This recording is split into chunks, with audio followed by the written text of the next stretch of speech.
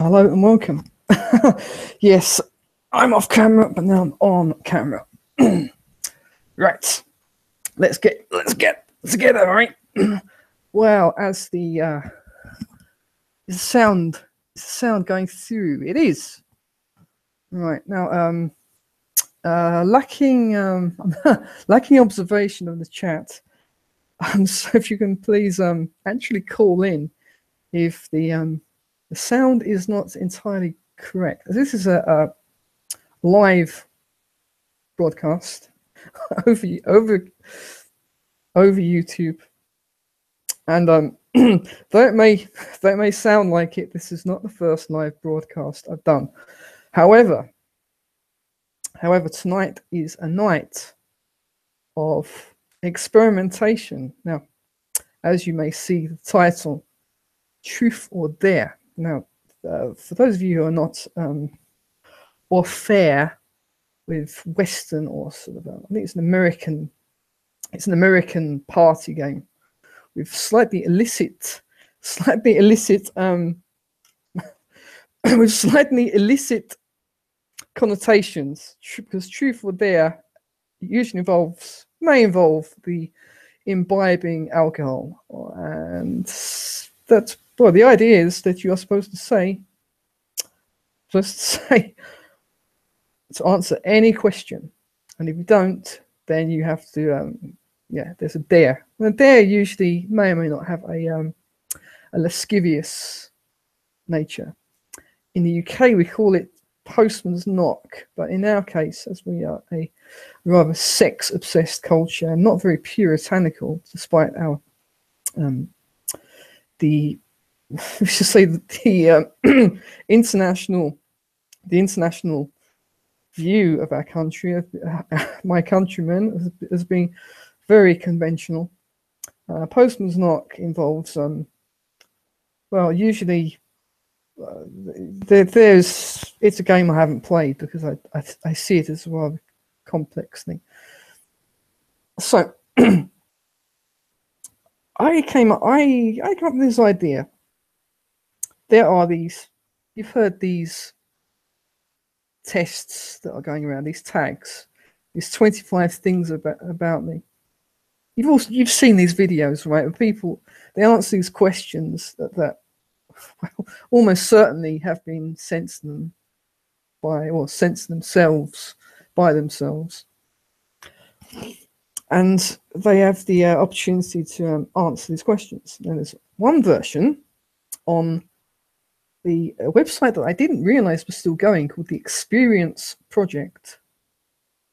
I've got a friend who very much likes the Experience Project, but the only video I've seen relating to the Experience Project, the person fits very neatly into the term the unpleasant average libtard.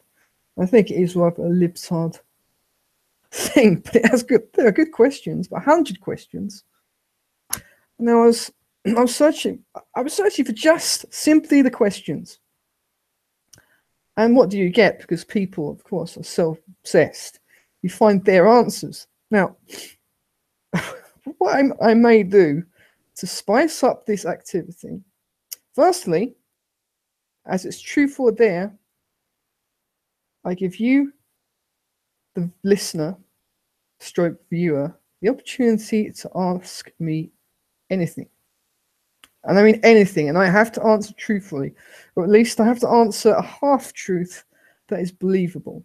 Because, now there are certain questions I will not answer. My address, my mobile phone number, though I have a SIM card. My mobile phone number, that's a questionable one. And my real name, I will not tell you.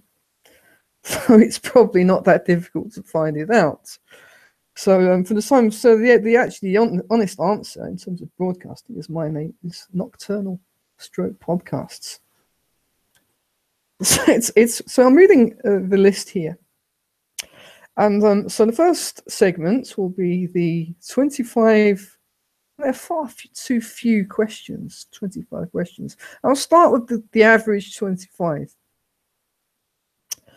And then I will, I have, yeah, in terms of, this show is about experimentation, right? So I have books with various notes, not this one. My notes are in this journal here. Ooh, not those ones. Yes, that's the one. Yeah, very good, very good. These are rather morose topics. Well, so I have these for the later. These are the more nocturnal questions. So I've browsed through these questions and I'm a little disappointed. They're very sort of mundane, but the answers that I'll give don't have to be mundane. Curiously, the first question. Now this is the 25 things about me tag. There may be, this thing is probably old news, so there may be a couple of listeners who otherwise wouldn't be, and that's good. So I'm going to read my answers, and if I'm really bored, I will look for the most revealing and most, well, we'll try and paint a picture of the person who's answering these questions. I won't give the person's name. I will, even though they are, they are publicly revealing everything to the whole internet. I won't, because you want to create a picture about them. Maybe I won't reveal if it's a man or a woman or in between. So 1, what is your middle name? I don't have one. There's nocturnal and podcasts. So in truth, I have one, and my middle name is T. I actually have a broadcasting and an official broadcasting name, and middle of the two names, the first, I can tell you my first name. I'm not going to tell you the surname. My broadcasting name is Steve or Stephen, and between Stephen and the following name, surname actually is going to be Stella, because so Stephen T. Stella is my broadcasting name. For this evening, it's going to be Nocturnal Podcasts. What was your favorite? What was your? It's not written correctly because it's written by idiots. What was your favorite subject in school? That's easy, an easy question. It's quite a boring answer. But so the idea is actually to go into detail about the answers, okay?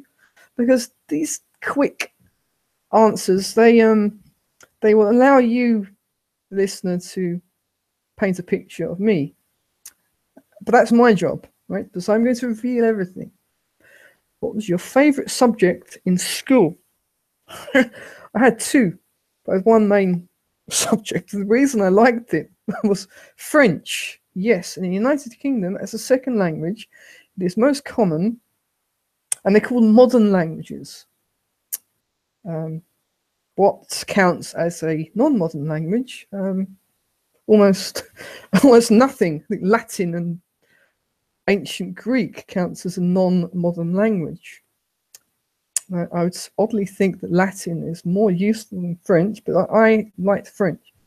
I liked the classroom. Firstly. That was why I liked it. The seating arrangement and everything was of such that I could be kept away from idiots and irritating people. That was most of the class. Unlike the rest of the school, the tabletops were clean, and I was an obsessive, compulsive person when it came to certain kinds of cleanliness. Now, I wasn't germ phobic by any means, but I was should we say filth phobic, and I didn't, and the classroom didn't seem to, despite the fact they had cleaners, it seemed to always have this layer of grime, of London grime and pollution. It was this horrible. And this classroom was not. It was exquisite, which may suggest the person in the French class, the French teachers, or professeurs, as they called themselves, were as obsessive compulsive as I was. So, and also I enjoyed it. I thought this was fantastic. You get the opportunity on the taxpayer's behalf to learn a second language, and everybody, almost everybody, thought it was pointless. And I thought, great. And also, of course, subconsciously, I thought that, well, this is a key to going to France, and I had this somewhere in my sexual subconscious, the idea that, well, knowing another language gives you access to better quality potential girlfriends, or a girlfriend. I liked the idea of having a French girlfriend for some reason, and when I went to France, I saw the women there, and I realized that, yes, it was a good thing to learn. And also, there are people absolutely, even people who, what we call swats, or what we call nerds, or what we call boffins, weren't very good in French. I very often had to help people in French, and it was good. It was interesting. And the other subject was science, which I found easy in the beginning. And then they directed science more towards biology and involves sort of politically correct things, like teaching people about sort of reproduction just in case they reproduce themselves at a young age. I didn't think that was what science is about, and I didn't like watching women giving birth. I didn't see any scientific purpose for that whatsoever. I found it disgusting. The science teacher even gave a disclaimer that you may feel queasy. I just found it very uncomfortable. Why should science make you feel uncomfortable? I would far rather have dissected animals. I would far rather have watched a human being dissected than to watch the act of childbirth, which I don't see any beauty in whatsoever. Of course, were it my own child being born, I would see that creature arriving in afterbirth as being a beautiful thing, but from what I could tell, it was far more revolting than a scene from a well-known science fiction franchise, by far, by far. What is your favourite drink? Now, the person answering, I've got to tell you, the person answering this, I know I shouldn't do this. They're a very pleasant-looking girl, very nice-looking girl. So they look sort of like someone, and this is this hipster thing, right? Now, well, this a few years ago, I'd be a little more impressed. But this hipster fashion where people try to look like somebody from the 50s or 60s. And she's written, and her answer is typical. This is her answer, not mine. A cup of black Earl Grey tea. No, I'm very impressed. I'm very impressed that she drinks her tea black, and I have reason to believe that this is an English woman. You know, I like this. First, second hit was one of my countrymen. What is your favourite song at the moment? Oh, that's an easy question, and it's highly. This is revealing how uncultured I am deep down. Actually, not so deep down. It is is I never thought I would say this, because I used to find this song boring because it's been overplayed by cover bands. But as I've been learning it, a few things really impressed me. I'm relearning the electric guitar, and I'm not going to play it on air. It's Highway to Hell by AC/DC. And they don't ask you why. They sort of I think these questions are at your liberty to answer as in depth as you wish. And what is my favourite song at the moment? It's very what's what I'm looking for? evanescence that there has to be one favourite song at the moment. And I have a few favourite songs. And the odd thing is that in this list of favourite songs, I don't know the artist who created this song. This is a radio program that I will not name because I do not wish you to listen to it. There's a rather sort of somewhat new agey sort of music.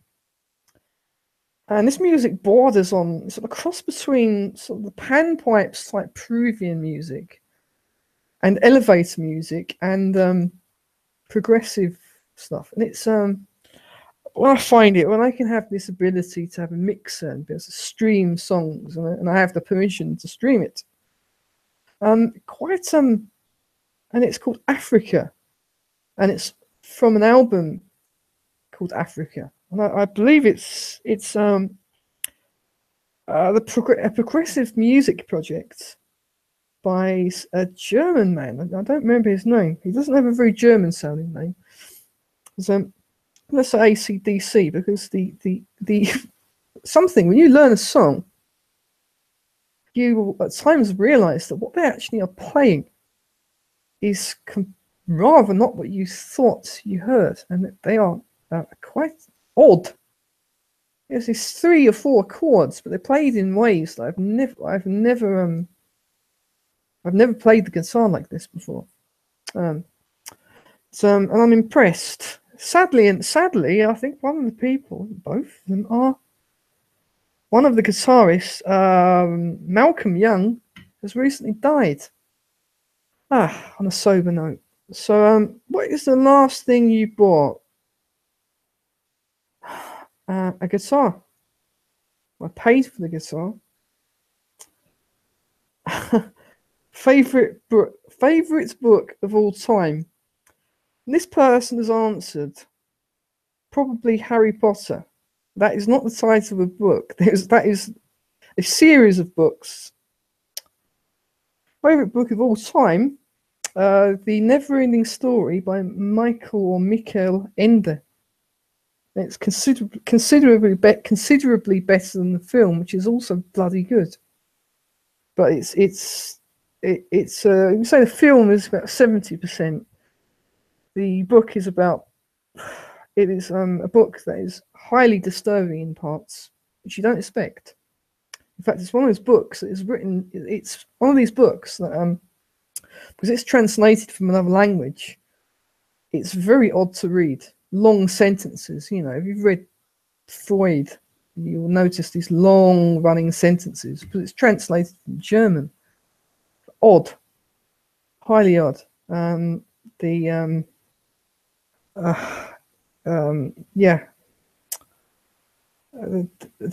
dragon is. I think the dragon is actually called Fuchsia, but it has a different name in the English translation. Just a little fact.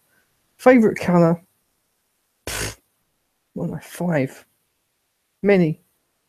Whichever color I'm wearing is my favorite color. I believe colors colors affect one's mood, and I'll dress in the color that has the mood or energies I wish to absorb. Yes, though it's almost certainly psychological, I think that certain colors irritate me at certain times. So any color apart from red, the color red, because of a slight, it's not a defect, it's a peculiarity. I see slightly more nuances of colors than most people. And that is, the color red is rather irritating. It kind of throbs in and out like a ball. It's probably a sign, it's probably an atavistic trait. I think one of my ancestors was an autark. So further with the narcissism, what is your favorite food? Anything created in the Indian subcontinent? Curry, anything in a pretty decent Indian or Bangladeshi restaurant is my favorite food. What's the last thing? Well, you answered that one. Favorite kind? Do you have any pets? No, I don't. I don't. I wish I had, but I do not. I don't. I'm not entirely sure how well I would keep the pet. In fact, I think it's quite likely that I would devote so much time to the pets that I wouldn't devote any time to myself. That's likely. I'd be very. Uh, that's a topic for a different night, different evening. I mean, pets. I, s- I still feel sore about my dog dying. I feel sore about all of my pets dying. That's a very good reason that I don't really want a pet. Favorite holiday when I went to Ireland. They mean destination or type of holiday. So forgive me for not looking into the camera as I'm reading, right? So favorite perfume. Quite a few. I don't remember the name of it, but there are quite a few. In fact, perfume. If I was to have a perfume, I would probably use lavender oil. Which is actually a very cheap perfume. Or rosemary oil. Lavender oil is relaxing. Favorite holiday, and I think they want to know the kind of holiday. The kind of holiday, kind of holiday I would like. Be talking to interesting people, which in Ireland I did, and I just thought Ireland was fantastic. The most fantastic people in Ireland. Maybe it was just because I was in Dublin. I don't know, but I've heard very positive things about the Irish, and as I am half Irish, I can sense they were my people. It's my ancestral home. Have you ever been out of the country, as previously stated? Not on the space of things, not as many, not as well. I'm out of the country. I'm not from this country. I live abroad. So, do you speak any other languages? Yes, I do, and but not as many as I wish I did. I should be able to speak many languages, but it's a case of the self consciousness barrier. You know, in order to gain some kind of fluency in another language, the height of fluency, you have to practice them all the time. So my second language is it varies from good to sort of not substandard, but kind of clumsy. I'm a Swedish speaker, which incidentally allows me to understand Danish and Norwegian newspapers. It's a fantastic language to learn. You also learn a lot of German. You probably would be comfortable with 70% of German vocabulary by learning Swedish. So learn Swedish, but you probably should learn German. And also, there are far more Germans, far greater. There's a far greater number of Germans than there are Swedish persons, and it's yeah. What is your favourite shop? Actually, I can answer that one. It's actually Tiger. Tiger. It's also called TGR in other countries. I like Tiger a lot. It's very interesting. It's very quite a few things that's reasonably priced. It has a kind of a toy shop feel to it. There's always something, and many of the things are useful. I like it. Though online, I'd say Amazon.com. Amazon.com is an amazing site. Amazon and all of its .co.de, all of it's great. Amazon is great. It's revolutionized shopping, and you have the ability. You don't get shafted the way you may do by people on eBay. It's great. It's fantastic. It's interesting. And also another one is Abe Books. They've Better prices than Amazon. Great books. Great site. Many small online bookshops. Favorite restaurant. Favorite restaurant. It was previously the Chili Pickle in what's it called, in Waltham Abbey. It was 1.1. I think it remains a pretty decent Bangladeshi restaurant. It's pretty good. When was the last time you cried? Interesting question. When I considered reality, I cried in my dreams. A very strange dream. I frequently have melancholy dreams, and I find them very therapeutic. Actually, last time I cried, actually, oh, this is pathetic, but it actually is rather. This is learning about myself, not you, the listener, are learning about me, and I'm learning about myself. The last time was pleasant, and I don't remember whether or not I was tipsy. I watched the last episode of season 2 of Stranger Things, and it was like a school disco.